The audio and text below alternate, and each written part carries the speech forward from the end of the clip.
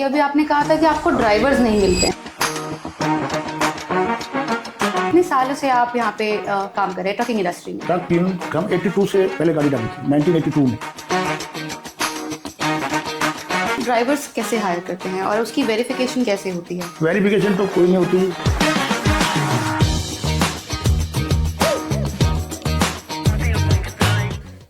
तो ट्रक मित्र की टीम आज आ पहुंची है हिमाचल बद्दी में, जहां पे हम बात करेंगे डी नालागढ़ ऑपरेटर से। उनसे जानेंगे उनके यूनियन के बारे में, उनके बारे में किस तरीके से ट्रकिंग इंडस्ट्री काम करती है, एक यूनियन प्रोस्पेक्टिव से, एक यूनियन के नज़रिए से या एक ऑपरेटर के नज़रिए से समझने की कोशिश करेंगे कि एक मोटर मालिक का क्या नज़रिया होता है ट्रकिंग इंडस्ट्री को देखने का। जानेंगे सर से उनके बारे में भी। नमस्ते सर, कैसे हैं आप? अपने बारे में हमारे दर्शकों को थोड़ा बताइए कि आप क्या करते हैं, आपका नाम क्या है और आप कहाँ से हैं? मेरा नाम जगदीश चंद है, मैं ट्रक यूनियन का जनरल सेक्रेटरी हूँ और यहाँ हम बद्दी से लोकल रहने वाले हैं। कितने सालों से आप यहाँ पे काम कर रहे हैं ट्रकिंग इंडस्ट्री में? ट्रक यूनियन हम 82 से पहले गाड़ी डाली थी, 1982 में। 1982 में? हाँ जी, आपकी अपनी गाड़ी डाली थी? अपनी गाड़ी। तो अगर मैं आपसे पूछूं कि अंतर क्या आया 1982 और 2026 में ट्रकिंग इंडस्ट्री में, क्योंकि बहुत बढ़ गई है इंडस्ट्री, ट्रक नई नई तकनीकों के ट्रक आते हैं, तो एक सबसे बड़ा बदलाव जो आपने देखा वो क्या होगा? जब तो 82 में तो काम था ही नहीं जी उस टाइम, जब मैंने गाड़ी डाली 55 गाड़ी थी टोटल। जी। आज इंडस्ट्री आई है, काम बढ़ा है जी, गाड़ियाँ भी बढ़ी हैं उसके साथ। बिल्कुल। तो आप हमें थोड़ा समझाने की कोशिश कीजिए, साथ ही हमारी ऑडियंस को भी, कि ये यूनियन काम कैसे करती है, ट्रकिंग यूनियन का मतलब क्या होता है, आप किस तरीके से ऑपरेट करते हैं? यूनियन है जी, एक संस्था है जी जिसको नाम दे दिया नालागढ़ ट्रक यूनियन का। जी। यूनियन हमारे पास गाड़ियाँ हैं, एक आदमी 13 गाड़ियाँ डाल सकता है बिल्कुल। एक मेंबरशिप पे। ठीक है। और जो मेंबरशिप है उसको अलाउ करते हैं जो 1966 से जी पहले के यहाँ रहने वाला है, उसका आईडी प्रूफ है, राशन कार्ड है, अदरवाइज गाड़ी नहीं डलती। जो 1966 के बाद आया डलती। और जिस कोई अपनी जो एक ने गाड़ी डाले, दो जो मेंबरशिप है, जो मेंबर है यूनियन का बना हुआ, वही गाड़ी डाल सकता है। जी। और तो किसी को गाड़ी डालने की अलाउ नहीं है। तो आप लोग ड्राइवर्स कैसे हायर करते हैं और उसकी वेरिफिकेशन कैसे होती है? वेरिफिकेशन तो कोई नहीं होती, बस ड्राइवर मिलते ही कहाँ है, वेरिफिकेशन का मैटर ही नहीं बनता कोई, बहुत कम होती है वेरिफिकेशन। ड्राइवर तो ऐसे इनके पास गाड़ी है, इनको बोलते यार ड्राइवर चाहिए, अपने ड्राइवर से बोल दो, उनके पास गाड़ी है।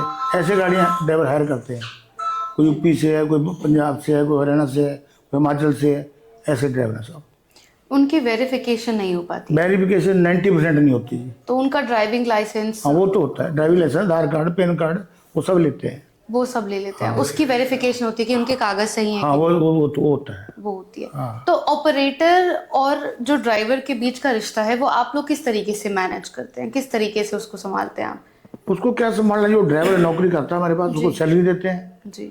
और रास्ते में जो गाड़ी जानी है उसका एक्सपेंडिचर, रोटी पानी खर्चा सब देते हैं। उनको सैलरी आपकी तरफ से जाती हाँ है? जी, सैलरी वाले। तो हिमाचल में ट्रक की सबसे ज़्यादा तादाद पाई जाती है, सबसे ज़्यादा ट्रक रोटेट करते हैं, सबसे ज़्यादा लंबे रूट पे यहाँ से गाड़ियाँ जाती हैं। हाँ जी। तो वो किस तरीके से काम करता है? वो यहाँ बुकिंग आती है जी, जी इंडस्ट्री बुकिंग रहती है, मुझे बॉम्बे के लिए गाड़ी चाहिए। बिल्कुल। हम फैक्ट्री में काम मांगने नहीं जाते, जी हमारा एक सिस्टम है, सॉफ्टवेयर है, जी। फिर उस कंप्यूटर में फीड है हर चीज़। वो पास क्या बोलते हैं उसको, व्हाट्सएप पे बुकिंग देंगे। तो ये हिमाचल सरकार करती है कि आप करते हैं? हम करते हैं, पर्सनल है, आपका खुद का है पर्सनल। अगर मैं समझूं कि एक मोटर मालिक का क्या नज़रिया होता है इंडस्ट्री को देखने का, जो लोग ड्राइवर्स के प्रोस्पेक्टिव से अलग होता है, यहाँ पे कम लोग, 13 गाड़ियाँ हैं या 4 गाड़ियाँ हैं या 5 गाड़ियाँ हैं, तो एक जो छोटा मोटर मालिक है वो किस तरीके से आगे बढ़ता है, किस तरीके से इंडस्ट्री में अपने आप आगे बढ़ने का हर किसी को मौका है मैडम जी। और हर आदमी की अपनी कैपेसिटी है, उसकी विल पावर क्या, वो कितने पैसे लगा सकता है, वो कितनी गाड़ियाँ खरीद सकता है, उसमें कोई बैन नहीं है। बिल्कुल। वो एक गाड़ी डाले, 2 डाले, 4 डाले, कोई प्रॉब्लम नहीं उसमें। बिल्कुल। मैं आपकी बात पे थोड़ा पीछे जाना चाहूंगी। अभी आपने कहा था कि आपको ड्राइवर्स नहीं मिलते हैं। हाँ। भारत आगे बढ़ रहा है, आधुनिकता की ओर भी आगे बढ़ रहा है, हर चीज में इंडस्ट्री आगे बढ़ चढ़ के हिस्सा ले रही है। आपकी बात मैं टोक रहा हूँ, आपने बोला इंडस्ट्री से कैसे आप डील करते हैं। जी इंडस्ट्री हमें बुकिंग देती है जी। ऑल ओवर इंडिया, जी। जहाँ भी गाड़ी हमारी गाड़ियाँ जाती हैं जी। वो हमें फ्रेट देती है, किराया हम वापसी में देते हैं। अच्छा। उनका माल पहुंचा के बिल्कुल। कहीं भी destination of goods all over India, हाँ तो वापसी में पैसा लेते, किराया लेते हैं। जी। तो मैं सवाल आपसे ये कर रही थी कि इंडस्ट्री में ड्राइवर्स कम क्यों हो रहे हैं? जब ट्रक बढ़ रहे हैं, भारत भी आगे बढ़ रहा है, ट्रांसपोर्टेशन भी बढ़ ही रहा है, हमारा इंपोर्ट एक्सपोर्ट बढ़ रहा है, तो ट्रक ड्राइवर्स की तादाद इतनी कम क्यों? ऐसा है मैडम जी, जो बच्चे हैं ना आगे, जी। वो उस लाइन में जाना नहीं चाहते, ना माँ बाप भेजना चाहते हैं, ड्राइवर बनाना नहीं चाहते। ड्राइवरों की लाइफ कुछ लाइफ ही नहीं है, ये कोई लाइफ थोड़े। कनाडा जैसे देश में भारत के कई सारे, पंजाब के कई सारे ड्राइवर्स होते हैं, उनका सपना ही कई सारे पंजाबी ड्राइवर्स का होता है कि वो कनाडा जाएंगे, वहाँ जाके वो गाड़ी चलाएंगे, ट्रक चलाएंगे। तो जब कनाडा में जाके ट्रक चलाना है, वो भारत के ट्रक को क्यों नहीं ऐसा है मैडम जी, यहाँ सैलरी 7,000 रुपये है, जी वहाँ 7 लाख रुपये है। जी। यहाँ ड्राइवर की सैलरी 7,000 रुपये है, लोकल गाड़ी की, वहाँ 7 लाख रुपये है। जमीन आसमान का फर्क है। यूएसए में भी 7 लाख है। यहाँ तो ड्राइवरों ने बहुत जाके वहाँ गाड़ियाँ बना ली अपनी, वहाँ लोन 100% मिलता है। इंडिया वालों को भी जो वहाँ उनका जिसका पासपोर्ट जो उसका वीज़ा ओरिजिनल है, उसको 100% लोन मिलता है। हमारे लोगों ने बहुत डाली गाड़ी। एक सिंगल ड्राइवर के लिए मोटर मालिक बनना कितना मुश्किल होता है? कोई मुश्किल नहीं, आजकल तो मुश्किल है ही नहीं। 100% फाइनेंस हो रही है गाड़ी, 100% आपसे जेब से 1 रुपये नहीं लगाना, जी। गाड़ी तो फाइनेंस हो जाएगी, लेकिन उसको चलाना, उसकी इंस्टॉलमेंट, वो रिस्पॉन्सिबिलिटी तो ओनर की है ना। इसका प्रोसेस कैसे होता है? अगर मैं बोलूं कि एक हिमाचल के लोकल व्यक्ति को ही अपनी गाड़ी खरीदनी है, अपना ट्रक खरीदना है, और वो ड्राइवर भी है, वो गाड़ी चलाना जानता है, तो खुद ही चलाएंगे गाड़ी, तो उसका पूरा जो प्रोसीजर है, वो रास्ता किस तरफ से जाता है? वो कुछ नहीं, जो फाइनेंस एजेंसी में जाए, टाटा ले लें, आध एजेंसियाँ, वहाँ से कोटेशन ले, कितने की गाड़ी है, कितने की बॉडी लगती है, कितना उसका परमिट है ताना, कितने टैक्स फीस है, सारा कंफर्म करे पहले, उसके बाद गाड़ी फाइनेंस करवाए, मतलब चलाए। ये पूरे भारत पे लागू होता है? पूरे ऑल ओवर इंडिया सिस्टम एक ही है। सिस्टम एक ही है। पहले के ज़माने में, अच्छा, जो दाम है ट्रकों का, उसमें भी बहुत बड़ा फर्क आया। पहले 10-12 लाख में मिल जाती थी, अब 60-70 लाख की गाड़ी नहीं, 2015 में 7 लाख की गाड़ी थी जी, 2015 में। जी, आज वो गाड़ी 28 लाख की है। जी। 7 लाख वाली गाड़ी आज 28 लाख की है। अब देख लो अब कितना डिफरेंस है 10 साल जिन में। ड्राइवर्स की आर्थिक स्थिति मजबूत नहीं है, वो एक मोटर मालिक कैसे बन सकता है? आपको बता तो दे, मोटर मालिक आर्थिक स्थिति है, उसकी बिल पावर नहीं तो क्या कर सकता है वो, उस काम क्या कर सकते हैं? वो तो वही है, अपना कॉपरेट करे, अपने कहीं से पैसे अरेंज करे, उधार ले, नगद ले, तभी काम उनकी चलेगा। इनकम पे फर्क पड़ता है, इससे उनकी आमदनी पे फर्क पड़ता है। अगर एक ड्राइवर अपनी गाड़ी चलाता है और वो एक ऑपरेटर की गाड़ी चलाता है, इससे फर्क पड़ता है उनकी आमदनी वो पे? अपनी गाड़ी चलाता है ना जी, उसके बाद समझो 2 गाड़ियाँ अपनी हैं, अगर सेल्फ ड्राइवर है। जी। मेरे पास 2 गाड़ियाँ ड्राइवर चला रहे ना, उस जितनी इनकम मेरे को होगी 2 गाड़ियों की, अगर वो सेल्फ ड्राइवर उसको उतनी होगी। उसकी भी उतनी होगी? हाँ जी, उतनी होगी। तो आमदनी पे कुछ बहुत ज्यादा फर्क नहीं आता है? नहीं, क्यों नहीं आता जी? एक ड्राइवर गाड़ी चला रहा है मेरी, हाँ जी। वो अगर ड्राइवर खुद गाड़ी चला रहा है, हाँ हाँ। उसको जितनी इनकम नहीं होगी, उसको अपर सेल्फ ड्राइवर है, उसको मेरे पास 2 तो गाड़ी, लगभग डबल हो जाता है? मेरी 2 गाड़ियों की इनकम, सेल्फ ड्राइवर की 1 गाड़ी। अच्छा, हाँ। तो ये बिल्कुल डबल है, क्योंकि आपको और किसी को जवाबदेही भी नहीं है, अपनी गाड़ी हाँ। चलानी है, अपने समय पे चलानी है। जो हम उसको 10,000 रुपये खर्चा देते हैं, सपोज दैट दिल्ली का, जी। उसका खर्चा आता है 2,000 रुपया, उसको 8,000 बचता है। जब उसको 10,000 देंगे तो उसका सारा ही बचेगा ना, उसका अपना सारा बच गया, 8,000 बच गया उसको। हमारे पास तो 10,000 गया ना जी, उसका तो कोई खर्चा ही नहीं हुआ, उसका 2,000 हुआ, बिल्कुल। उसको फ्रेट में 8,000 और प्लस हो गया। जी जी। कितने ऑपरेटर्स होंगे आपके पास अभी आपकी यूनियन में? 53 ऑपरेटर है जी। 5300। और उन सबके ट्रक मिला के आपके पास अभी कितने ट्रक और कितने ड्राइवर होंगे? Maximum 12,000 about. तो 12,000 ट्रक हैं, उन पे 12,000 ही ड्राइवर हैं? बिल्कुल। 12,000। किसी भी ट्रक पे डबल ड्राइवर नहीं होगा? ड्राइवर नहीं, डबल ड्राइवर कोई, सिंगल ही है ड्राइवर। उन मैक्सिमम सिंगल है। मैक्सिमम सिंगल है। उनकी आमदनी कितनी हो जाती है? ड्राइवरों की अलग अलग सैलरी है जी, गाड़ी के हिसाब से है। गाड़ी के हिसाब से? 6 टायरी गाड़ी 7-8 हज़ार रुपये, 10 टायरी गाड़ी 10,000 रुपये, 10,000 तो ऊपर तो है ही नहीं किसी की भी। 10,000 से ऊपर किसी की नहीं है। लेकिन खर्चे बहुत है ना ड्राइवरों के, जी। तो उनको खर्चा डेली खर्चा 500 रुपये देना है, रोटी पानी करे।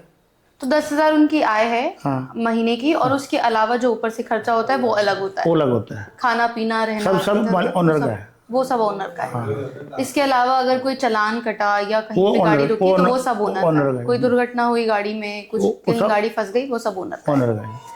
आप बहुत लंबे समय से ट्रकिंग इंडस्ट्री में हैं, पर पुराने समय में और अभी बीते कुछ सालों में इंडस्ट्री बहुत बदल गई है, डिजिटल हो गई है।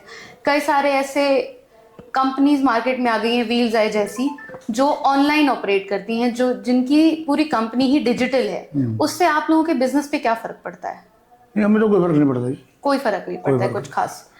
कंपनी अभी कंपनी डिजिटल है, हमें क्या फर्क है? हम तो जी। कैरिज का काम करना है, जी कैरिज करना है, पैसे लेने हैं। जी, हाँ, आपको लगता है कि आपकी यूनियन भी आने वाले समय में ऑनलाइन डिजिटल दुनिया की तरफ आगे बढ़ेगी? हमारे तो है ही ऑनलाइन जी, हमारा सब सॉफ्टवेयर ऑनलाइन मैनेज करते हैं? सॉफ्टवेयर हमारा अपना है। सॉफ्टवेयर आपका खुद का है, आपने खुद ही डेवलप किया है ये बिल्कुल। सारा? हाँ जी। अगर मैं आपसे पूछूं कि आने वाले 5 सालों में हम क्या बदलाव देख सकते हैं? अभी एलएनजी ट्रक्स बहुत सारे मार्केट में आ गए हैं, जो हमारे वातावरण को खराब नहीं करते, हमारे इन्वायरमेंट के लिए अच्छे हैं। तो डीजल के या सीएनजी ट्रक्स कम होते आने जा रहे वाले समय में हैं, ईवी ट्रक्स बहुत सारे आने वाले समय में लॉन्ग व्हीकल की डिमांड है। लॉन्ग व्हीकल की। छोटे व्हीकल के 6 टायर 10 टायर की वैल्यू खत्म हो रही है। 30 एक्सल जो दुनिया में ऐसा नहीं, हमारी गाड़ी एक किराया 6 टायर की गाड़ी है, उसका दिल्ली का 20,000 रुपये किराया है। जो लॉन्ग व्हीकल है वो कंपनी कहती है उसका किराया कम कर दो, आप 5 गाड़ियों का माल ले जाओ उसमें। कंपनी को बेनिफिट है, ऑनर को बेनिफिट है। लॉन्ग व्हीकल की डिमांड है ज़्यादा। लॉन्ग व्हीकल की। आपको लगता है आने वाले समय में मार्केट में एलएनजी या ईवी ट्रक्स ज़्यादा देखने को मिलेंगे और धीरे धीरे जो सीएनजी ट्रक्स हैं और आपके डीजल ट्रक्स हैं उनकी तादाद कम होती चली जाएगी? नहीं, अभी तो नहीं, इतना नहीं। अभी एलएनजी वगैरह का तो नाम ही नहीं अभी तक। समय लगेगा। हिमाचल में आपने एलएनजी ट्रक्स देखे हैं अभी यहाँ पे चलते नहीं, हुए? नहीं, या हमारे- इलेक्ट्रिक ट्रक होंगे या नहीं, हमारे LNG होंगे, नहीं चलते। हमारे डीजल और अरे वो ही है सीएनजी सीएनजी बस। सीएनजी है, सीएनजी भी बहुत कम है। डीजल ट्रक ज़्यादा है। सीएनजी भी मात्र नाम ही है, कोई 5-4% हो गए, 1-2% इतने नहीं है। 1-2% डीजल ट्रक ही है ज़्यादा। डीजल है, डीजल। तो पर अगर अभी सरकार जो हमारी है वो इन्वायरमेंट पे बहुत ज़्यादा काम कर रही है, प्रदूषण को कम करने के लिए बहुत ज़्यादा काम कर रही है। कई सारे ऐसे बड़ी कंपनियां हैं जो अब ट्रक बना ही रही हैं इसी फील्ड में, ईवी ट्रक बना रही हैं या एलएनजी ट्रक्स बना रही हैं। उससे इंडस्ट्री में क्या फ़र्क पड़ेगा? इंडस्ट्री को तो कोई फर्क नहीं पड़ेगा, फर्क तो ओनर ट्रक को वालों को पड़ेगा जी। इंडस्ट्री को क्या, उसने कैरेज करना है उसका तो। जी, उनको तो गाड़ी चाहिए, किराया देना, बात खत्म। इंडस्ट्री का तो कोई मैटर नहीं इसमें। रीसेल वैल्यू कितनी हो जाती है एक पुराने ट्रक की? अब तो गवर्नमेंट ने ट्रक टाटा लेलैंड के बन रहे हैं जी, इतने अच्छी गाड़ी है, लेकिन गवर्नमेंट ने 10 साल की एज कर दी उसकी, कुछ भी नहीं, खत्म है। गाड़ी 20 साल तक नहीं खराब होती। पुरानी गाड़ियाँ कितने साल चल जाती थी? नहीं, पहले तो कोई पूछता था 15 साल 20 साल, अब गवर्नमेंट ने 10 साल कर दी एज उसकी। पुरानी गाड़ियों की या जो नई आ रही है? जो आज गाड़ी जो अभी आ रही है नई आज गाड़ी असेंबल हुई है आफ्टर 10 ईयर एक्सपायर्ड। एक्सपायर्ड। और पुरानी गाड़ियों की रीसेल वैल्यू? ये तो स्क्रैप में जाती है, बस स्क्रैप वेट है 33-40 रुपये किलो बस। स्क्रैप वेट है उनका। तो अगर आप एक मोटर मालिक हैं और आपको वो ट्रक बेचना है तो उसकी कोई रीसेल वैल्यू बहुत ज़्यादा नहीं होगी। बहुत ज़्यादा नहीं।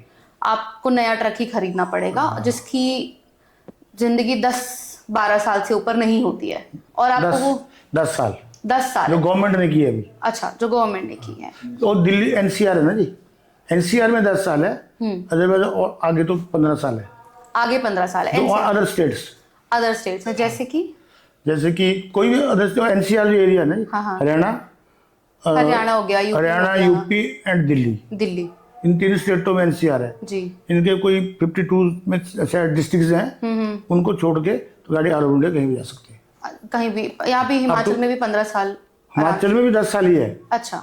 लेकिन हिमाचल में जो हिमाचल रजिस्टर्ड गाड़ी है ना, यहाँ पे एनसीआर नहीं है, यहाँ चल रही है गाड़ी, कोई दिक्कत नहीं। कोई दिक्कत नहीं है। अगर सबसे बड़ा जो फर्क आप देखते हैं पुरानी गाड़ियों में जो उनके कैबिन होते थे ट्रक ड्राइवर के, और जो नई गाड़ियां अब आती हैं टाटा की या लीलैंड की या किसी भी कंपनी की, उसमें सबसे बड़ा फर्क क्या है? एसी कैबिन हो गए हैं, पर एक बहुत बारीकी फर्क होगा उनकी सिक्योरिटी के लिए। ऐसा मैम हमारे यहाँ ना जी, जो एसी कैबिन है उसको कम ही लाइक करते हैं।